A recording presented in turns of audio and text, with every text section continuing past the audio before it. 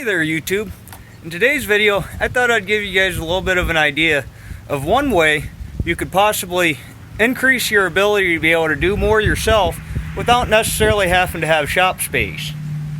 Now back when I first started trucking, I didn't have a shop to work in, and I did many of my repairs wherever I happened to park my truck for the weekend.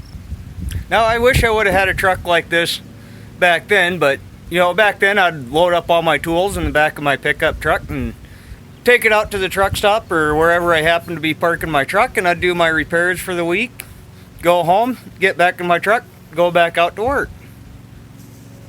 Now this truck here, it's a 97 Chevy 3/4 ton. It's got a Chevy 350, 4L80E transmission. It's got fairly high miles on it. I bought this truck from a buddy of mine that owns a car dealership. Now he generally sells a lot of less than CDL class commercial vehicles. He does like a lot of cube vans, service pickups, small boom trucks, stuff like that.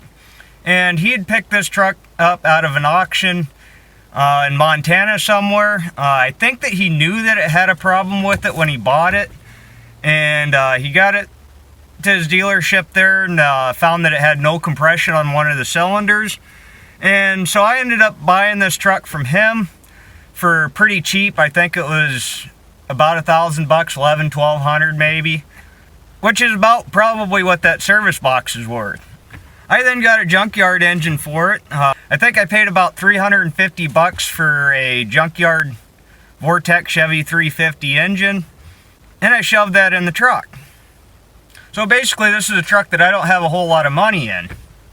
I then later ended up using the engine that came out of this truck as a core, and I rebuilt it myself, and that's what became the engine that's in my Jaguar project, which worked out good because this was a heavy duty truck engine, so it was a 4-bolt main, had the good parts in it and stuff, so you know, it ended up being a really good core engine for that project.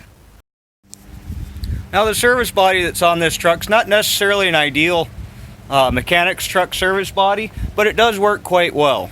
I'll show you a little bit about how I've got this truck outfitted for myself, and it's got a fiberglass service body on it. I actually prefer the fiberglass service bodies because they don't rust out. Most of these older service trucks you see with the steel body on them, the bottoms of the doors are all rotted out. They got lots of rust issues on them, but the fiberglass ones don't have that issue. The nice thing about having a service body is you've got lots of compartments with lockable doors. You can store all kinds of stuff. This cabinet here is, you know, generally fluids and chemicals. I've got some O-rings in here, electrical tape, file, grease, Allens, just different stuff like that. Big package of zip ties, use a lot of zip ties. This one here is not very organized at the moment, but you know, I got sockets and wrenches, air impact, various different things there. This one here, I've got some AC stuff, a roll of duct tape. Got a big tarp that I fold up, stick under there if I gotta lay in the mud. Back of the truck's kind of a mess here now, but I've got a big gas-powered air compressor. The engine on this thing's getting pretty wore out. I gotta add oil to it every time I use it. It's getting pretty hard to start, so I'm probably gonna end up replacing that engine. But the compressor's really good, and I only paid about $350 bucks for this compressor setup, and this thing cranks. It moves a lot of air. 12.5 horsepower motor, big giant compressor head, 25.1 CFM at 195 PSI. In this box here I've got a oxyacetylene torch setup, got some welding rods, some aluminum brazing rods. This is very handy when you got rusted stuck bolts. It does also give me the ability to weld something minor in the field.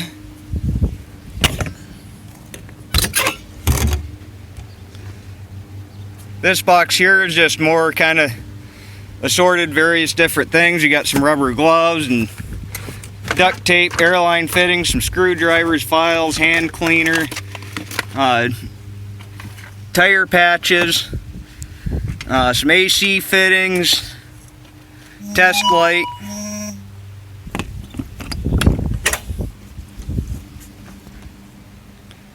In this box here, we've got an air over hydraulic bottle jack, got a set of 1-inch drive impact sockets,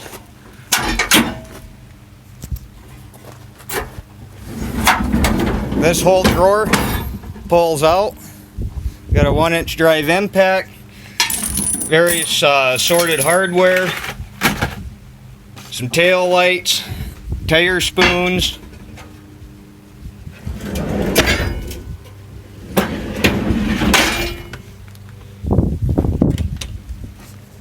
I have this truck outfitted with everything that I'd normally carry in it. This is a very versatile setup. You can do a lot of different things with it. It's a lot more convenient than loading and unloading your tools every time that you want to go out and work on something. In my case, away from the shop, but if you don't have a shop, it makes it a lot easier for you to do a lot more things. Just to kind of have a setup that you can jump in, take it to where you need to work on something and do your job. You can have everything kind of with you that you might need, and just really a convenient setup. I like to take this truck out when I'm on long-term road construction projects and stuff where I'm going to be in one place for an extended period of time. Then I'll take this truck out there and I'll park it on the job, and then I have it there if I need to go run after parts. If something breaks, I've got tools and stuff to fix it.